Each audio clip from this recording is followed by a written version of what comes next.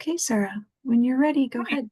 So my name is Sarah. I'm presenting along with Andrea Lang, who is the director of Silver Club Memory Programs, which is part of Michigan Medicine. So Silver Club is under that U of M umbrella.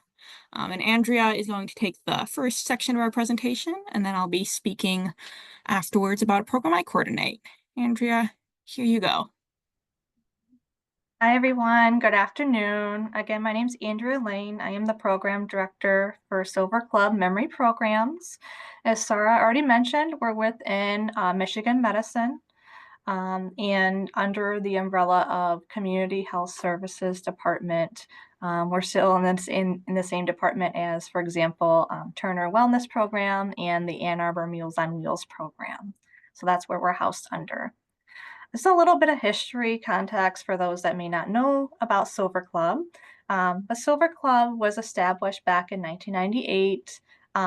Silver Club provides more of the activities and the in-person socialization for all individuals who are in the early stages of their dementia journey, all the way to middle stages of their journey as well.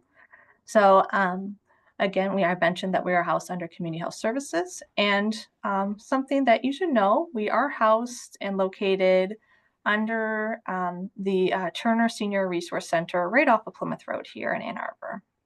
And Silver Club's motto since the beginning of time is that together we make every moment matter. And that stays true with our caregivers, our families, and our members.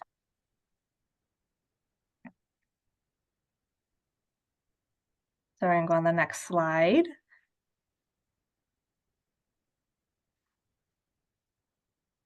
So underneath Silver Club memory programs, as I mentioned, we do serve individuals who are in the early stages of their journey. So underneath that, we have 2 mild memory loss programs.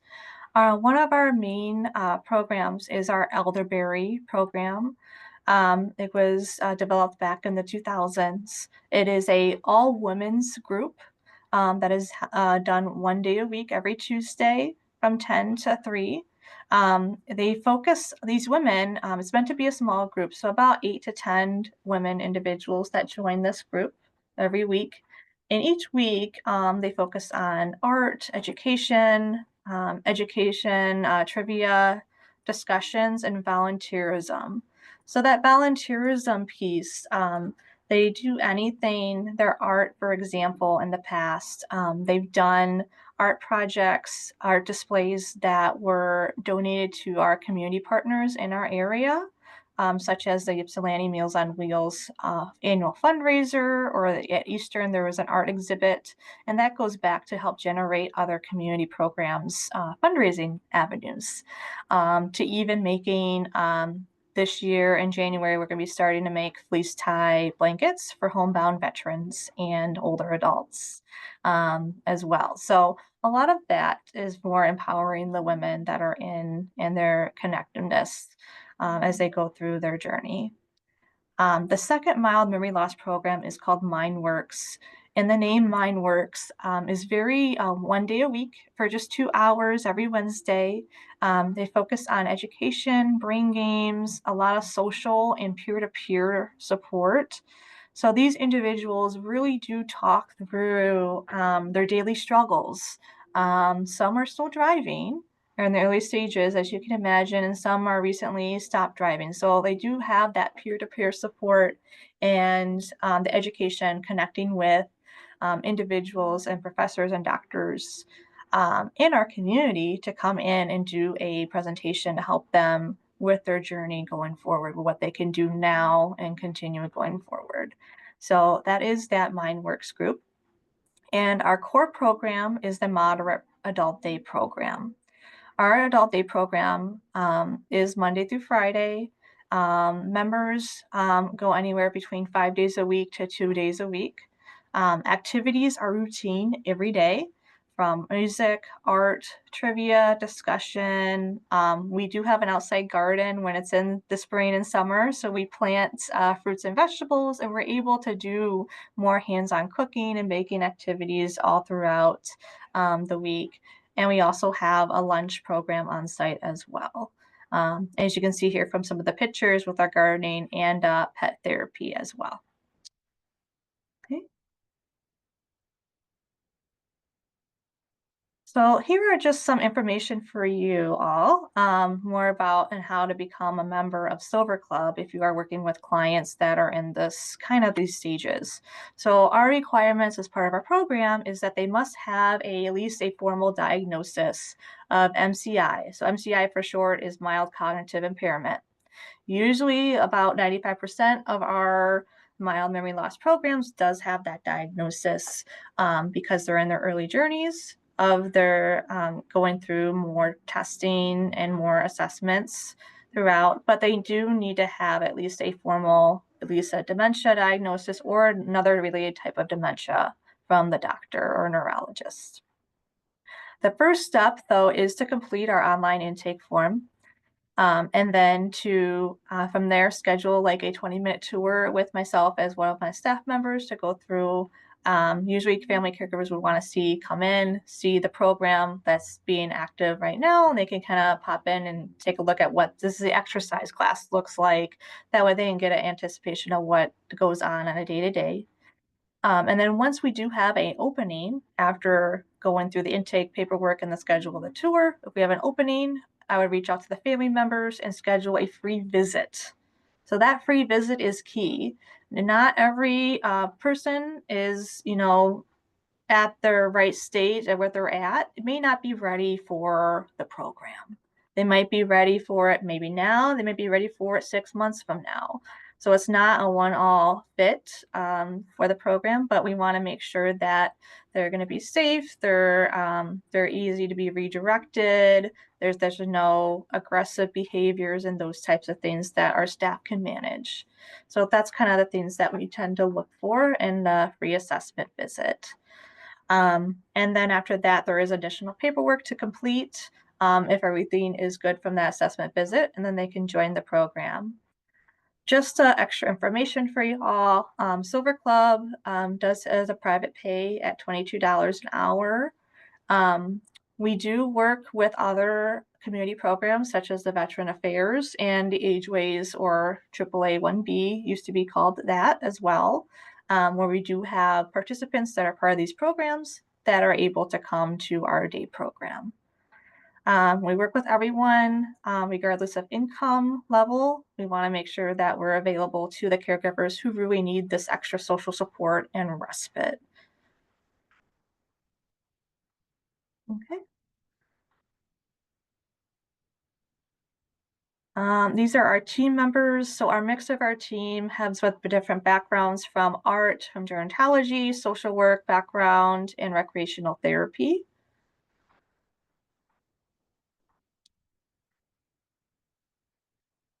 And just some extra information here. Silver Club does work a lot, even though we have our staff in our programs. There is always opportunities with volunteers, whether that's students or community volunteers coming in to do more group presentations. Today, for example, I have 2 community members who are playing holiday songs on the violin. So they're playing music. So I'm always looking for musicians to come in and play and donate their time.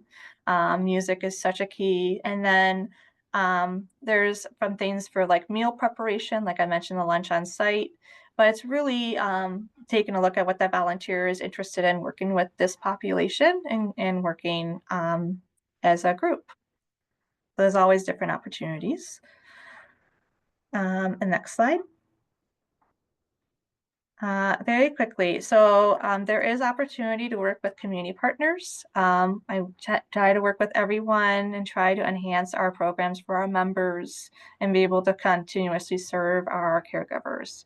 So ways that community partners can help would be doing like special education presentations, for example, for the MindWorks or our elderberry groups, special social events for members to enjoy, whether on site or sometimes our elderberry, we could go on field trips for the day and go visit the botanical gardens, for instance, or the art museum. Or if you have certain type of classes, art or music that we want to perform, or if you're a school youth-based organization that may have children, there is opportunity for intergenerational program activities as well. And then obviously we have our other ways of partnership is either through community donations for supplies, or even being a sponsor for our annual fundraiser that we do each year, which is our Big Hearts for Seniors event.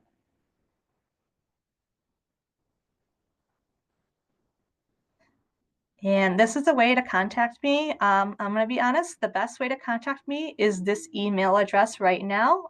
During the holidays, I get a lot of calls from caregivers and other partners, so my voicemail box tends to be full. So the best way to reach me for Berry Busters would definitely be this email address. And going forward, and I'll take it over to Sarah Weiss to cover our other program today. Thank you, Andrea. Yeah, so I'm Sarah. I coordinate the Washtenaw Support Network for Caregivers. And that's a program in Washtenaw County. The name kind of says what it is. But we're a collaboration between 3 different organizations in the county. One is Silver Club Memory Programs. And then we also work with Jewish Family Services and Catholic Charities of Washtenaw County. And all of us together were funded by Exhale, the Family Caregiver Initiative. We're very grateful to them. And now I'll tell you what we do. So the Washtenaw Support Network for Caregivers, we're open to anyone who is caring for someone over the age of 60. And that could be a parent, it could be a spouse, it could be a friend or a neighbor or a sibling. We have people caring for friends and family members with a bunch of different diagnoses. I will highlight that even though we are linked to Silver Club Memory Programs, unlike Silver Club, we do not require a dementia diagnosis. We have many caregivers who are caring for someone with dementia, but also caregivers who are caring for someone with cancer or with any of a number of other conditions. So we're very open in that regard. The only requirement is to be in Washtenaw County and caring for someone over the age of 60. And what we do is we try to provide respite in a few different ways to caregivers. Kind of the central component of our program is that we do caregiver respite events once to twice a month. And those are either social or educational events that we have open to caregivers from the community. Sometimes it's simply a social. We might take a trip to a museum. You can see we have a picture here of a trip we made to the art museum this spring. Sometimes we have a caregiver luncheon. Next month we'll be going to the botanical garden. So sometimes it's just opportunities for caregivers to relax and connect with each other. And sometimes it's a more educational focus. We'll do lunch and learns or presentations that are focused on something relevant to caregiving or to aging. There's our other photo on this slide is from a picture we did on a presentation we did with Dr. Florence Johnson, who was talking about self-care and managing dementia behaviors for caregivers caring for someone with dementia. So we try to make sure we have a lot of variety in terms of where we're going and what topics we're doing. We also have respite care available for free during every caregiver activity, because we know that leaving the house for a few hours is not always very doable. And so we have a couple different options available. We have respite at Silver Club for people who are a good fit for that group environment. And then we also have in-home care available for people who that is a good fit for. I did highlight here just a few of our upcoming events that we have. We have 2 in January and 2 in February. The days are times are here, so you can see we have 2 events more in the social area. We're going to the botanical gardens and doing a craft activity there, and then also going to a concert from the Ann Arbor Symphony Orchestra in February. And then we also have 2 educational lunch and learns listed here. In January, we'll be having a speaker on how to be your own care manager. And then in February, we're doing an event on emergency preparedness. In addition to the caregiver events, we also have some other resources available for caregivers. One of those is we do caregiver consultations. And these are a 1-hour remote session with a social worker who has a specialty in working with caregivers. It's very much individualized, so the caregiver can talk about challenges of caregiving, processing emotions, information about resources that are available, planning for the future. It's very much up to what the caregiver is looking to talk about. And that can be a one-time 1-hour appointment, or we offer them on an ongoing basis up to once per month. And again, all of our services currently are available at no cost to the caregivers. So that is an important thing to know. And then the third wing of our program is our home chore and handyman services. These are available both for the caregiver and the care recipient, as long as the location where the services are happening is within Washtenaw County. There's a bunch of different services. This is through our partnership with Catholic Charities. So if you happen to be familiar with their home maintenance program, it's pretty much the same range of services, but we open it up to the caregiver as well as the care recipient, and we also pay for the services, which is very nice that we're able to do that. You can see a list of a number of the main types of things that we offer. Installing grab bars, other type of equipment like that, shower chairs, railings, smoke detectors, some kinds of seasonal things. Unfortunately, our snow shoveling wait list is currently closed, but we do, when we have the capacity, offer that as well. And if somebody has a home chore request that is not on that list, they should always reach out. We might be able to assist. If we can't, then the worst we'll say is no. So we definitely always encourage people to err on the side of asking. So those are the three main components of the services that we offer to the community. But since this is the wonderful Barrier Busters network that it is, I did also want to highlight that we have a number of opportunities available to collaborate with the community. As I mentioned, we already are in somewhat of a community collaboration because of our work with Silver Club, JFS, and Catholic Charities. But we would love to connect with more people in the community, more organizations. I have here some of the ways that we could collaborate with you if you're interested. Simple one is simply referring clients to each other. I often get calls from caregivers who are looking for a resource that our program isn't able to provide. And so I try to connect them with other programs that do exist and that can help meet some of those needs. And so if you offer a need that you think might be relevant to caregivers, I would love to hear from you so I can make sure it's on my radar. And then also if you have caregivers you work with who seem like they could use some extra support or connection with other caregivers, always happy to take referrals. And on the next slide, I do have the link to our referral form as well. If people want to make contributions, we will accept sponsors for events, but also I mentioned we do educational events. We bring in a bunch of different guest speakers, and there's so many people in this community who have lots of expertise and experience working with older adults and with caregivers and topics in general like emergency preparedness that are relevant to anyone. And so if you know about something and would like to come in as a presenter, would love to connect and get you on our calendar. We're trying to expand. Most of our educational events to date have been located at the Turner Senior Resource Center, but we do serve all of Washtenaw County and not everyone lives in Ann Arbor. So we would love to get out more in the community and do pop-up locations. So if the organization that you work for has a space where you would like to host an event, again, would love to connect with you. If you have clients or staff or residents who might be interested in the information, I also will go out to give a presentation to your members to share this information. And finally, and this is similar to what I mentioned before, that we offer respite during our caregiver events, but we would love to start working as well with, if your organization is already planning an event for caregivers, which I know that we're not the only ones working with caregivers, and you would like to work with us, we can collaborate to offer respite during that programming to make sure that more caregivers are able to take advantage of what you're offering. And for all of this, my contact info is on the next slide, so just reach out to me and I would be happy to have a conversation.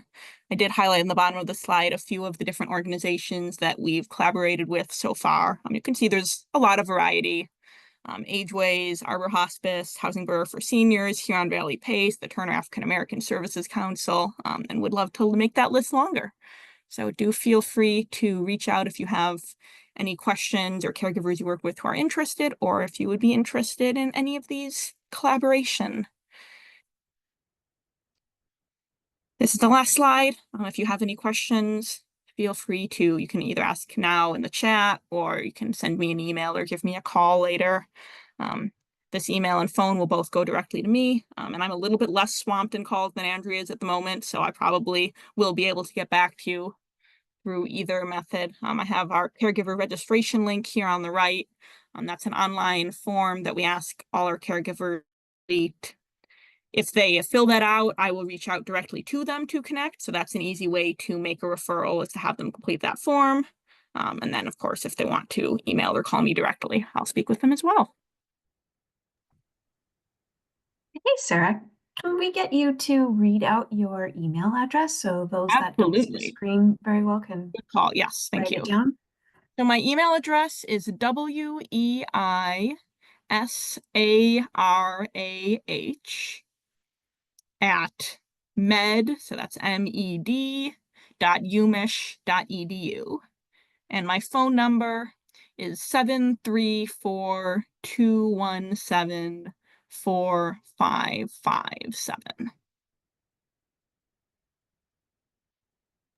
And the caregiver registration link that I mentioned, it's bit.ly/WSNC-intake. Thank you. Does anyone have any questions? You can unmute and shout out your question. I have a question for Andrea. Sarah and Andrea, thank you both for your presentation. Andrea, can you talk a bit about how somebody would be eligible for the sliding scale for patients who are income eligible? Yes. So on the intake form, if you on our website, if you click on our intake form, there's on the back of it, there's a spot for the individual to put in their gross income level. So if it's just Social Security or whatever their gross income is, they'll put that there. And then what their household expenses are, including like the medical expenses if they have doctor's appointments, like an estimated. And what happens is that there's a calculation at the very end of it that I take, and I go off the sliding scale that was approved by the state for Ageways. And they have to be at a certain threshold for that. And it's actually here, but let me see here. It's actually right in front of me. So if they are actually, their annual income or their monthly income rather is above the 300% value, which is like for one person, if they're by themselves, if it's 36, 46 or greater, then they're not going to qualify for that full sliding scale. If it ends up being on the calculation side, if their income is that. But if it's anything underneath that, which I know there's a lot of individuals that are on fixed income or low income, there's a way that we can work with them on that. But there is a calculation that I work with. I don't know if that fully confused you more or answered your question or not. No, thank you. That perfectly answers my question and lets me know that there's a formula calculated by the state. So that's really helpful. My next question was, do you know who provides the transportation for the elderberry services when you said when folks take day trip? Yeah, so when we go on outings for field trips, for example, with the Elderberry program, our program reaches out to Jewish Family Services for the transportation piece. So we worked with them for years and they help us with going to like the botanical gardens if it's within Washtenaw County, because we don't want my staff to drive our members. That's a little bit of a liability. We want to make sure that that's all settled in that regard, but we want to make sure that transportation is safe for our members and our staff and volunteers that are going. And then on the off chance, Silver Club, unfortunately, we don't have our own transportation bus. I would love to get there someday, but that's going to take a long time to get to with funding. But if folks are trying to come to Silver Club Adult Day programs, we connect them with all of our community resources that we have, like A-Ride, Jewish Family Services, Even Ageways, our other community partner, does have like resources, transportation, for instance, or if they were able to collaborate with Phoenix Mobility. So we try to work with everyone to provide the families as much resources as possible. So if there's any transportation resources, that's something that maybe new that you think our families could benefit from, please send that my way. And we can try to update our list with Turner Resource Center as well. Thank you so much. You're welcome. Any other last questions? Okay. So I see that Ella has joined our meeting. Ella, do you want to share your screen with us and we'll get started on the weatherization presentation?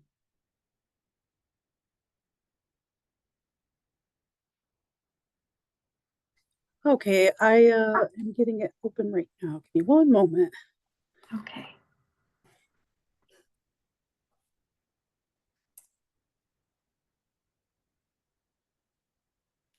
Let's see.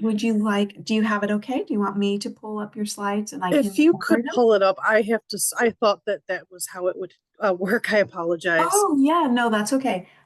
So I have it here. I'm going to share my screen. Thank you so much. Also why I ask for everyone's presentation slides before the meeting. So, all Okay, right, so perfect. here's how we're going to do this, Ella. You just say next slide and I will Okay.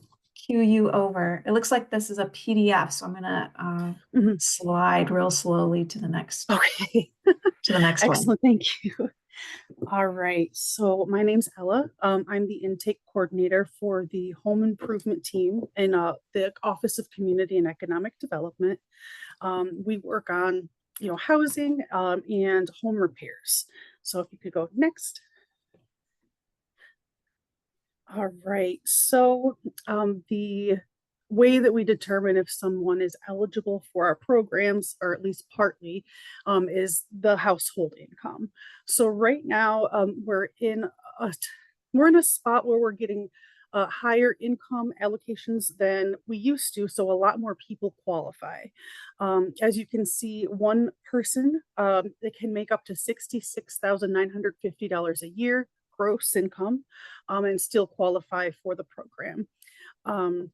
Which has led a lot more folks to applying and getting help than we used to be able to do. All right, next.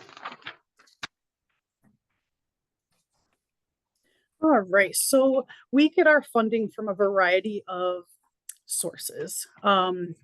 These sources have recently increased the amount of funding that they are giving us. So our workload has more than tripled since I began working just 2 or 3 years ago. We have our most common, I guess, grants are the bipartisan infrastructure law, the Bill grants, and let's see here, the deferral reduction as well. We get money from those things. ARPA gave us a big chunk of money so that we could work on a lot more folks during the pandemic era. And we do have a heat pump project that we're hoping to start relatively soon. No promises yet on anything, but we just got some funding for that. So we're hoping to start it soon. Okay, next. Okay, so most of the work we do is insulating homes and air sealing homes. So our focus is really about improving the energy efficiency of everyone's home that we work on. So mostly it is insulation work, as I said. And we want to make sure the ventilation stays, I apologize. The ventilation has to be also worked on after we seal everything up because airflow is less likely to happen when everything is sealed. So we install fans in most homes as well. Okay, next. All right. So just a few frequently asked questions. Our program is free to clients. Weatherization doesn't cost anything. If you are eligible and apply, you will not have to pay. Let's see here. So what happens? If someone is interested in the program, they would contact me either by phone or email typically. They can come in as well if that's best for them. But I do an intake interview with me just to determine eligibility and like who is living in the home. After that, once they get all the paperwork into us and they are approved, I'll send an eligibility letter to them and let them know. After that, someone from our technical team will come out and do a home visit. And during that home visit, they're testing where leaks are in the home. They're looking at your furnace and water heater. They're really just trying to get a good idea of how your home functions as far as the utilities are concerned. And after that, that's when the contractors come in. They will contact the clients and schedule the work out from there. And we kind of like oversee everything. All right, next. All right, so we do have a variety of other services that are, I guess, extra. The bigger projects like roof replacements. Sometimes we can do sewer repairs if someone has sewage backing up into their home. Typically, we cannot work on plumbing, so that's one of the only times that we get into that kind of work. We do work with asbestos remediation. That is something that we do. So if we're working on a home and discover some asbestos, we do clean it up. Also, knob and tube wiring. We do come across that sometimes still, and we work to remove that if we see it because it is a danger, really. All right, next.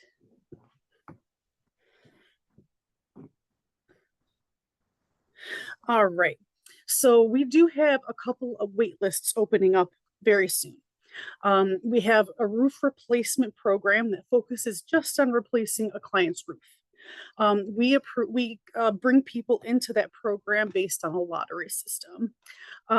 So what happens? The third Tuesday of January, so I think that's the 21st this year, we open up a lottery and anyone who's interested in the county can sign up and we draw names later on, usually that day, to see who will be given an application to try to get their roof replaced.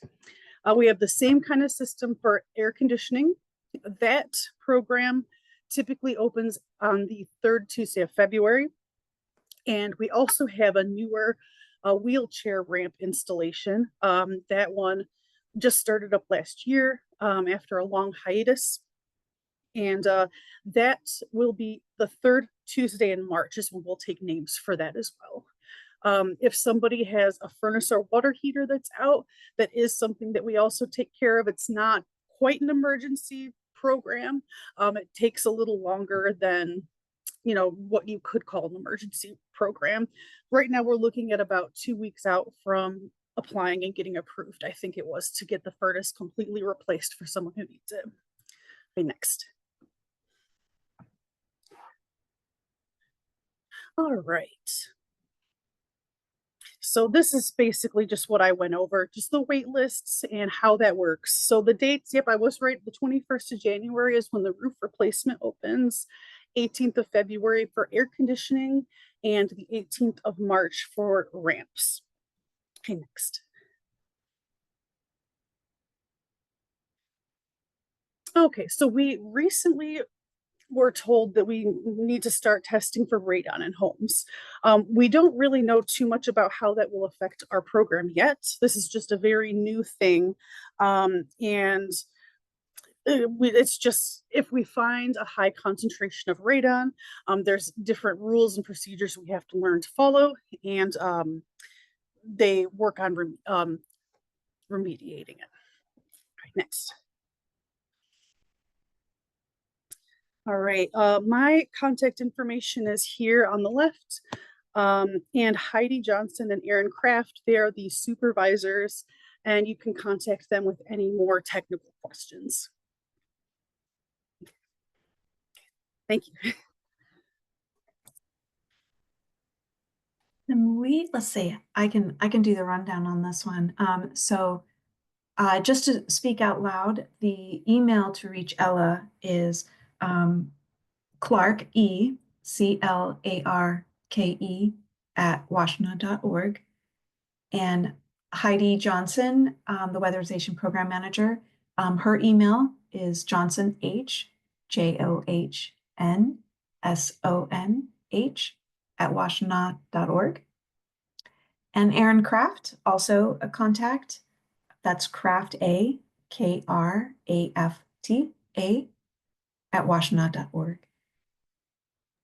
Thank you, Did Stacy. anyone have any questions? I had a question about, sorry. I had a question about the wait lists.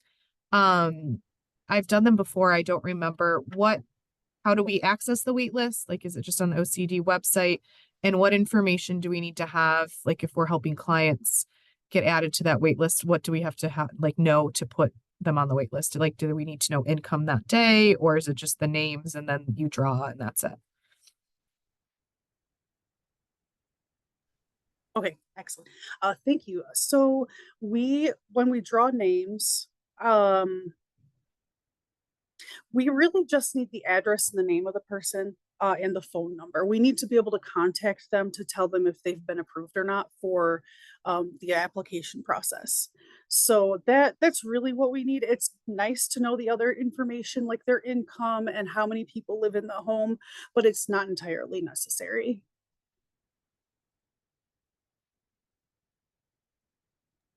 And sorry, are the wait lists, do we just go to OCD website? I can't remember. I've done the air conditioner in the past, but I'm just Yeah, drawing no a blank.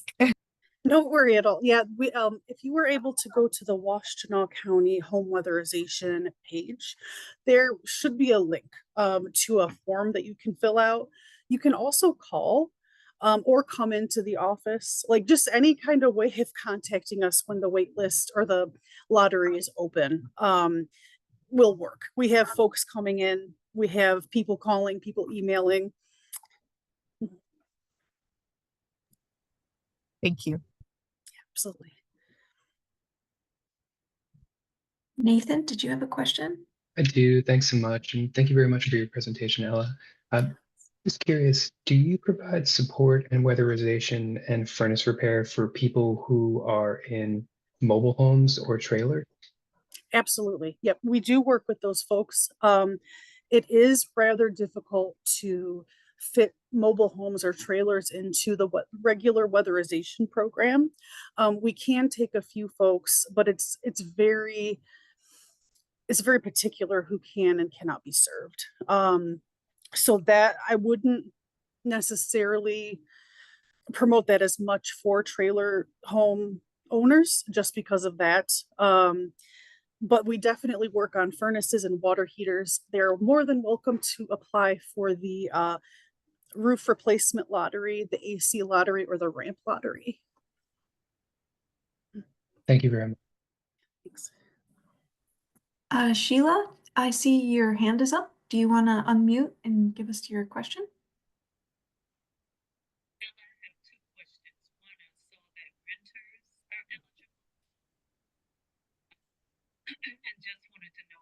I'm not hearing you very well. Yeah, I can't hear. I think it was a question about renters. My volume may not be up there. Can you hear me now? No, I cannot hear you. Oh, Yeah, I can't hear either. But as for renters, they can apply.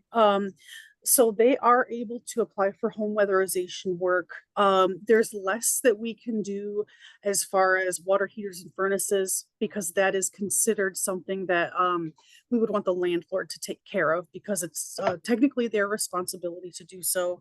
And we don't work directly with landlords like that. We do weatherize the home, though, as I said. Some renters do get on. They can have larger projects sometimes. It's rare, but sometimes they can. okay. Can you hear me now? Yes, sort of. Oh, I got my volume all the way up. Maybe it's on the computer. But my other question was, do you all assist with, I know you do ramps and stuff. Do you all do porch repairs or front and back debt? That is something we do not offer. Okay, Mhm. thank you. Sorry Absolutely. you can't hear me. No, it's okay. No, I've heard enough to answer, I hope, something. I see Renee, you have your hand up. Hi, thank you. Renee from Disability Network. Do you know if the senior millage that was just passed will provide any further funding for things like ramps, obviously for older adults? Do you know that yet, or? So that wouldn't be something that we wouldn't get money from that for our program specifically. I genuinely hope that there is some kind of a ramp program opened up as well outside of ours, because there's, as you I'm sure know, very little assistance available. Yes. I don't know much at all about it. There are people in the office I work with who also are waiting on that information. I don't know. I apologize. That's okay. Thank you. I just thought I'd ask. Absolutely. Yes, and if I switch hats over to SNP, Senior Nutrition, I echo what Ella just said. We are, as far as I know with Senior Nutrition, we are waiting to hear back what the millage will look like and how it's going to impact. And that is, I know in some of the, in the language that we've seen with the millage, that is something that is going to occur. So we just haven't heard any details on it. Thank you, Stacy. Yep. Any other questions?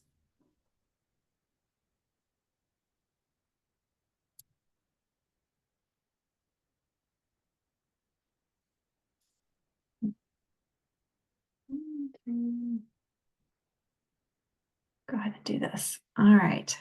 Okay, so if there's no more questions for Ella, thank you, Ella, for coming in. You made your timing and coming in the meeting was spot Yes.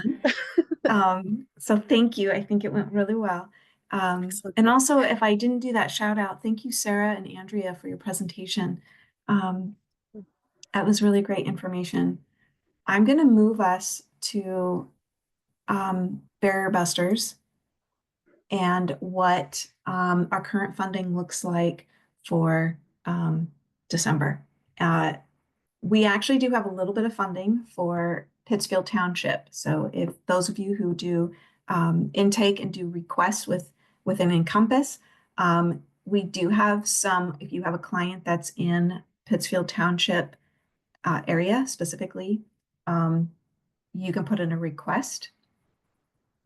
We also have the Power of the Purse funding. Right now we are at about 5,500 for this. We do want to spend down the Power of the Purse money. We are hoping to get it spent down by December 31st. So if you have a question, if you think you have a client that might qualify, please reach out to me and we can talk about it. Just to reiterate, it is for those that identify as a woman. And so it can go for all like utilities, car repair, any of those types of requests. What it is not to the only housing we can use it for needs to come through SOS. So if you come across somebody who needs some housing assistance and want to use the Power of the Purse funding, refer them to SOS, HAWK, SOS, that pipeline. And then we always have our Ann Arbor Water Utility Assistance available. That's as a rolling, we have that always available. So that's what we have for the rest of this month.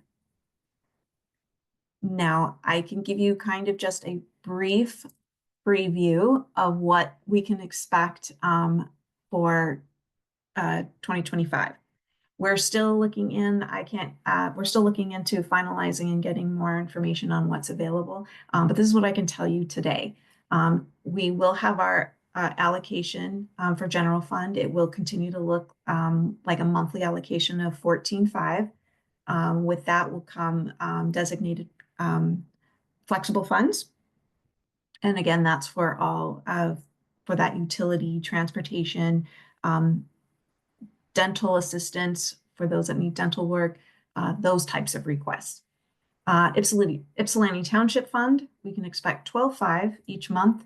and Pittsfield Township, about 2,000 monthly. We don't have any word that if we're gonna receive funding for Ypsi, the city of Ypsi, so that's still to be determined. We are anticipating, we are getting funding from Ann Arbor City. The amount, we're still working on that. So that should be available in January. And then again, our Ann Arbor Water Fund. We do have housing fund right now for eviction, for housing, like deposits, housing deposits. To access those funds, your client will want to go through Hawk, and then they'll make an appointment and then go to SOS and follow that pipeline to receive the housing assistance. So it's there, but we do need them to go in through the access of Hawk and SOS. And a lot of when we're talking about the Ypsi Township Fund and the Pittsfield Township, you can put in the request, and we'll designate that on our end to that funding. But this is just so you know what we do have available. Is there any questions on funding right now? Can you just go over the power of the purse funding one more time in terms of what the criteria are for that? I know you said people who identify as women. I think there was something in the email about also other minorities. Is that the case as well? As long as all of of a person of color, woman. So pretty much anybody that's a woman or identifies as a woman. So yeah, just making that distinction that anyone identifying as a woman, and that could be a person of color. The other ones, mothers, single. It's pretty much just identify as a woman, just be a woman. And that's where the 10,000 of the award from United Way was 10,000. So that's pretty much it. The other thing is that when we receive those funding, then we apply our barrier buster guidelines, and that's the at 3,000 max for those that are in subsidized housing, and 2,000 for those that are not in subsidized housing. It will cover for catastrophic cleaning. It'll cover transportation, utility. So if you have a DTE, water bill, those types of requests can all be applied to this fund. Any other questions on that one or any of the funding? I will have in January.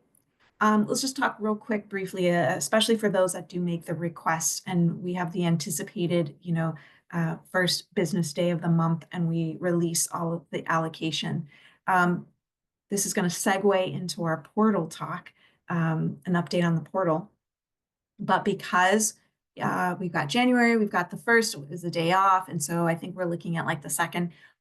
Because of the portal transition, we're not going to have that first initiated day, won't be until maybe Friday the 3rd, and not until after those have been trained can put in a request. So it's going to look different than our average month that we've been seeing happen. So we're going to close out. And so here's our segue into the portal. We are closing down the portal for Encompass. We're closing the Encompass portal on the 31st, December 31st. No more requests will be allowed at that point on that Encompass system. We'll then immediately, the 1st, we'll move into the new system. Now, obviously, we need everybody trained first to get into that system, to get not just trained, but access. And so that's where so there will be a delay. So keep that in mind when you're doing your intake. We'll do our best. So as soon as you get access to it, you've been through training and get access, you can then start putting in requests using the new Barrier Buster portal, request portal. So there is going to be a bit of a lag there. Right now, we have about 100 people signed up for training over the days that I sent out, that I selected. In those, 5-6 days of training, we have 100 people. So that also means not just the training time, but all those 100 people need to be put into our portal and assigned. And so that's going to take some patience on all of our parts. My colleague, Kara Otta, is going to help and her and I are going to go through and assign everybody, but it will definitely take all of our patience as we work through that transition. And then once you have access, you can then start putting requests in. So again, that first week of putting in requests, it's going to look a little different. We're also going to have kind of a minimal amount of funding when we get into 2025. But I will do my best to keep everyone updated through the network, the listserv network. And another transition that we are happening is with our website. So the Barry Buster website is getting updated. It's moving over, and it's just getting an overhaul. You might notice that it's switching over in January, and I don't have an exact date just yet, but you may notice going into the website that there might be some really old data there. It's because we're shifting, and I will need to go in and update everything once that transition happens.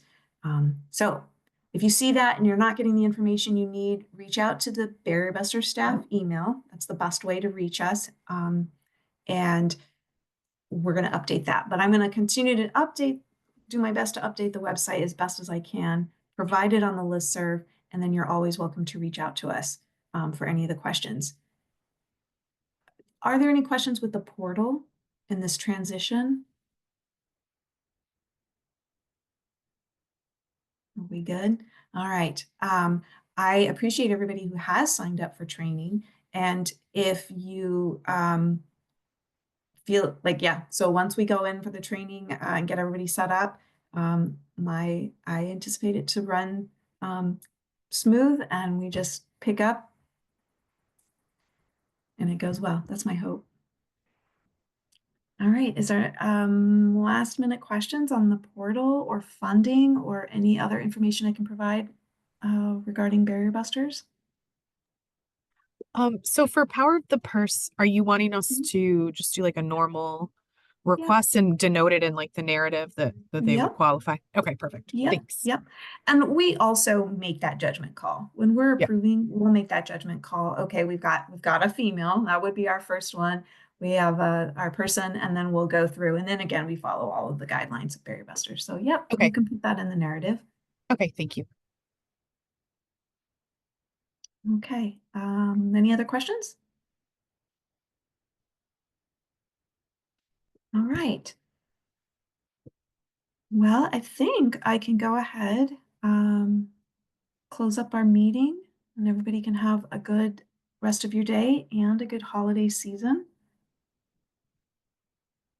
Okay, we're always available at our Barrier Buster staff email if you have any questions.